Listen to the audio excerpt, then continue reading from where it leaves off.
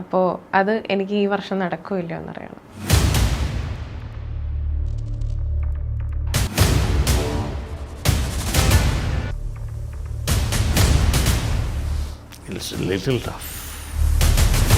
അപ്പോൾ അതെങ്ങനെയായിരിക്കും നടക്കുക? നമ്മൾ ഈ പ്രപഞ്ചത്തിൻ്റെ ഒരു ഭാഗമാണ്. We are a part and parcel of this universe.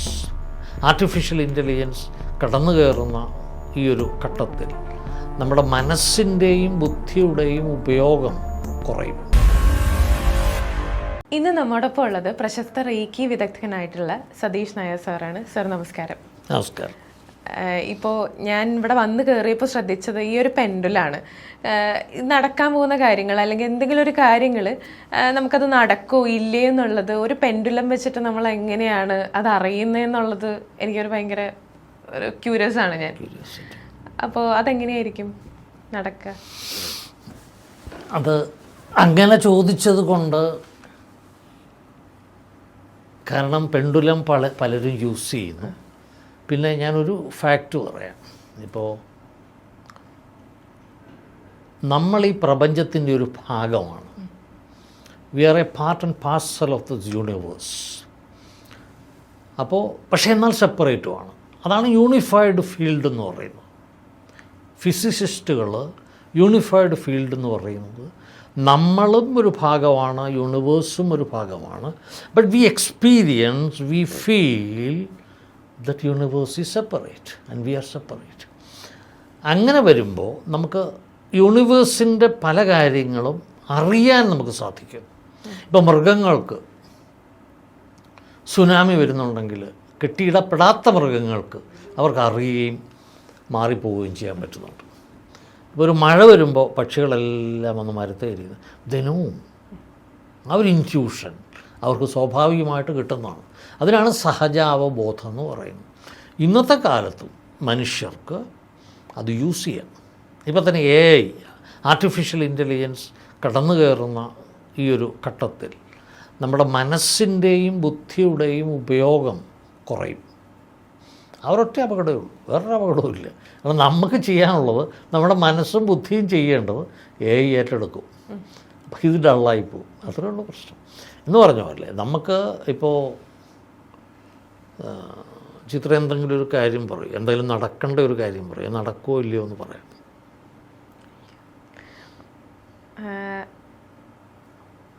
Okay, ഞാനൊരു കാറ് വാങ്ങാനായിട്ട് പ്ലാൻ ചെയ്യുന്നുണ്ട്. അപ്പോൾ അത് എനിക്ക് ഈ വർഷം നടക്കുമോ ഇല്ലയോ എന്നറിയണം.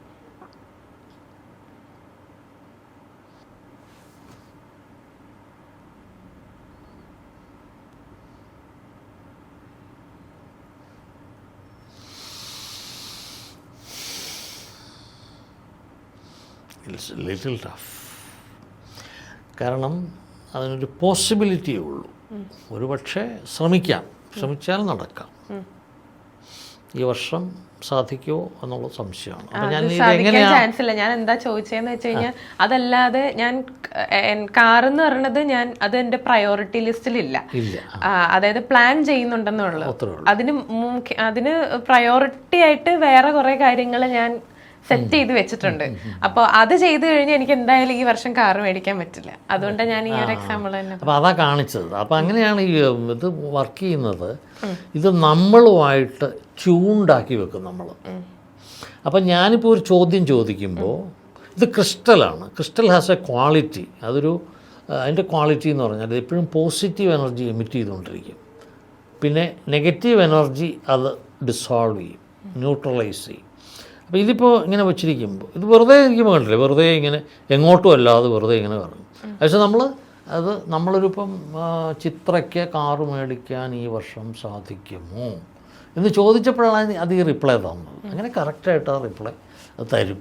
If it is program to us and provided totally നമ്മൾ റിസപ്റ്റീവ് അല്ല, ഒരു ഫെയ്ത്തും ഇല്ലെങ്കിൽ അത് നടക്കില്ല. വൈബ്രേഷൻ അല്ല, റൊട്ടേഷൻ. ഇങ്ങനെ വരുമ്പോൾ ഞാൻ വേറൊരു കാര്യം പറയും.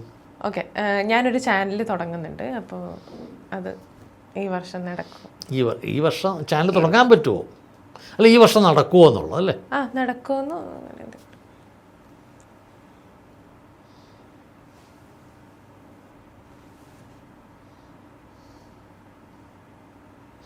ഇതിപ്പോൾ വലത്തോട്ടാണ്, ക്ലോക്ക് വൈസ് ആണ് കറങ്ങുന്നത്. അപ്പം നടക്കുമെന്നുള്ളതാണ് കാണിക്കുന്നത്. പക്ഷെ ഇനീഷ്യലി കുറച്ച് ടഫായിരിക്കും, കുറച്ച് ബുദ്ധിമുട്ടുകൾ. അതാണ് ആദ്യം അത് ഇങ്ങനെ അങ്ങോട്ടും ഇങ്ങോട്ടും ഇത് ചെയ്തത്. എന്നിട്ടത് ചെറുതായിട്ട് റൊട്ടേറ്റ് ചെയ്യാൻ തുടങ്ങി. അതാണ്, അങ്ങനെയാണ് നമ്മൾ ഓരോ കാര്യങ്ങൾ കണ്ടുപിടിക്കുന്നത്. ഇതിപ്പോൾ പെൻഡുലം വെച്ച് മാത്രമേ നമുക്കത് നോക്കാൻ പറ്റുള്ളൂ? അത് ഇങ്ങനെ റൊട്ടേഷൻ ഉള്ളത് കൊണ്ടാണോ പെൻഡുലം തന്നെ നമ്മൾ യൂസ് ചെയ്യുന്നത്?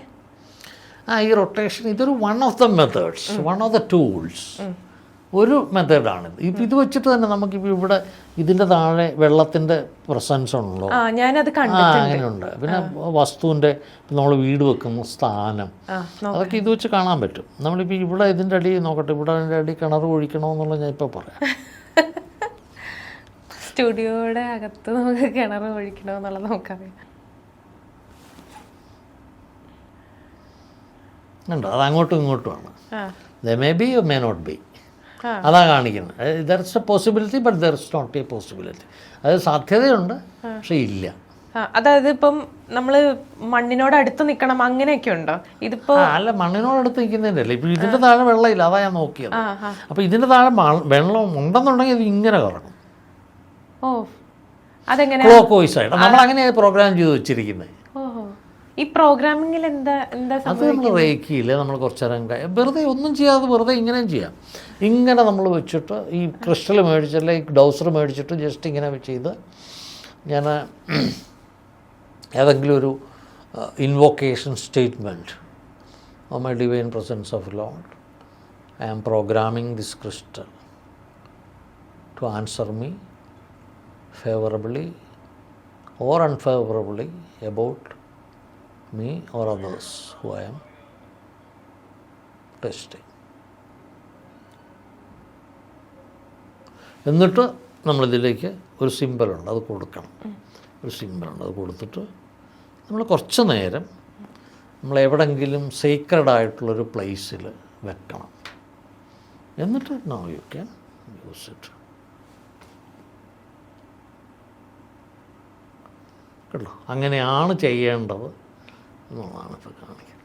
അങ്ങനെ നോക്കിയാൽ ഈ റേക്കി എങ്ങനെയാണ് ഒരു ശരീരത്തിൽ വർക്ക് ചെയ്യുന്നത്? അല്ലെങ്കിൽ റേക്കി ഈ ചക്ര എന്ന് പറയുന്ന കൺസെപ്റ്റുണ്ട്. അത് ഒരു ഇന്ത്യൻ കൺസെപ്റ്റാണ്, ടോട്ടലി ഭാരതീയമായിട്ടുള്ള സങ്കല്പമാണ്. റേക്കി കൺസിഡർ ചെയ്യുന്ന 7 മേജർ ചക്രാസാണ്. സഹസ്രാരം, ആജ്ഞ, വിശുദ്ധി, അനാഹതം, മണിപൂരകം, സ്വാധിഷ്ഠാനം, മൂലാധാരം. അത് ഇംഗ്ലീഷിൽ പേര് കണ്ടുപിടിച്ചാൽ മതി. അപ്പോൾ അതിനെ ബേസ് ചെയ്തിട്ടാണ് റേക്കിയുടെ പൂർണ്ണമായ സഞ്ചാരവും. പിന്നെ ഈ ഓരോ ചക്രങ്ങളും നമ്മുടെ നെർവസ് സിസ്റ്റവുമായിട്ട് കണക്റ്റഡാണ്. അല്ലെങ്കിൽ നെർവസ് സിസ്റ്റത്തിൻ്റെ സെൻറ്റർ തന്നെയാണ്, നമ്മുടെ നട്ടലിന് സമാന്തരമായിട്ട് വരുന്ന സെൻറ്ററുകൾ തന്നെയാണ് ഈ ചക്ര എന്ന് പറയുന്നത്. അപ്പോൾ ഒരു അറ്റ്യൂൺമെൻറ്റിൽ, അല്ലെ ദീക്ഷ എന്നുള്ള വാക്ക് അറ്റ്യൂൺമെൻറ്റിന് കറക്റ്റായിട്ടൊന്നും പറയാൻ പറ്റില്ല. അറ്റ്യൂൺമെൻറ്റുമായി ഒരു tuning to the universal consciousness, ആ എനർജിയായിട്ട് ട്യൂൺ ചെയ്യണം. അപ്പോൾ ഈ എനർജി നമ്മുടെ സഹസ്രാര പത്മത്തിലൂടെ താഴേക്ക് ഇങ്ങനെ പാസ് ചെയ്യുമ്പോൾ ഓരോ ചക്രാസും ആക്ടിവേറ്റഡ് ആവും. ആദ്യം ചെയ്യുന്ന പ്രോസസ്സ് എന്ന് പറഞ്ഞാൽ നമ്മുടെ ഇട, പിങ്കള, സുഷുമ്ന നാഡികൾ ക്ലീനാക്കുന്നു. ആദ്യത്തെ സിമ്പൽ അത് ടോട്ടലി ക്ലൻസ്ഡ് ആക്കി കഴിഞ്ഞ് ഈ സിമ്പൽ ഒരു കൊടുക്കുന്ന സിമ്പൽ പാസ് ചെയ്ത് മൂലാധാരം വരെ പോകും. അപ്പോൾ എല്ലാ ചക്രാസും റൊട്ടേറ്റ് ചെയ്യാൻ തുടങ്ങും. ചിലത് കൂടുതലായിട്ട് റൊട്ടേറ്റ് ചെയ്യും, ചിലത് കുറവായിട്ട് റൊട്ടേറ്റ് ചെയ്യും. അത് ഓരോരുത്തരുടെ പ്രശ്നം പോലെ, ഓരോരുത്തരുടെ അവസ്ഥ പോലെ, ഓരോരുത്തരുടെ ഓരോ കണ്ടീഷൻ പോലെ, വ്യക്തിത്വം അനുസരിച്ച് അത് ഓരോ തരത്തിലായിരിക്കും. അതിനുശേഷം 21 ദിവസം നമ്മൾ പ്രാക്ടീസുണ്ട്. അത് ഇങ്ങനെ ഹാൻഡ് പൊസിഷൻസ് വെച്ചിട്ട് നമ്മുടെ ഹാൻഡുകൾ, വെറും ഹീലിംഗ് ഹാൻഡ്സ് എന്നാണ് പറയുന്നത്. നമ്മളിങ്ങനെ ഓരോ പൊസിഷനിലും ഇങ്ങനെ ഹാൻഡ് വെച്ചിട്ട് ഒരു പ്രത്യേക പൊസിഷൻ പിടിച്ചുകൊണ്ട് വെക്കുമ്പോൾ ചക്ര ബാലൻസിങ് ആണ്. ഇപ്പോൾ ഈ അറ്റ്യൂൺമെൻറ്റിൽ ഇപ്പോൾ 2-3 ദിവസത്തെ ക്ലാസ് കൊണ്ട് ഈ ചക്ര ആക്ടിവേഷൻ നടന്നു കഴിഞ്ഞിട്ട് പിന്നെ ബാലൻസിങ് ആണ്. 21 ദിവസം കൊണ്ട് ടോട്ടലി ബാലൻസ്ഡ് ആവും. ബാലൻസ്ഡ് ആയിക്കഴിഞ്ഞാൽ നമ്മുടെ എൻഡോക്രൈൻ ആക്ടിവിറ്റീസ്, നമ്മുടെ എൻസൈമൽ സെക്രീഷനാണല്ലോ എൻഡോക്രൈൻ ഗ്ലാൻസിൻ്റെ പ്രധാന ധർമ്മം എന്ന് പറയും. അപ്പോൾ എൻസൈമാറ്റിക് ആക്ഷൻസ് പ്രോപ്പറാവും. അപ്പോൾ ഡയബറ്റീസ് ഉള്ളവർക്ക് ഇൻസുലിൻ്റെ അല്ലെങ്കിൽ കറസ്പോണ്ടിങ് ആയിട്ടുള്ള എൻസൈംസിൻ്റെ ആ ഒരു സെക്രീഷൻ പ്രോപ്പറാവും. ഇപ്പോൾ വേറെ എന്തെങ്കിലും പ്രോബ്ലം ഉള്ളവർക്ക് മറ്റ് പല എൻസൈമാറ്റിക് ആയിട്ടുള്ള തൈറോയിഡ് അല്ലെങ്കിൽ അങ്ങനെ എൻസൈമാറ്റിക് ഇംബാലൻസ് ഉള്ളവർക്ക് ഈ 21 ദിവസം കൊണ്ട് ഇത് ബാലൻസിലേക്ക് തിരിച്ചു വരികയും ദൈവമേ റീഅലൈൻ ചെയ്യും, അവരുടെ ഹെൽത്ത് റീഅലൈൻ ചെയ്യും. അതാണ് റേക്കി കൊണ്ട് സംഭവിക്കുന്നത്.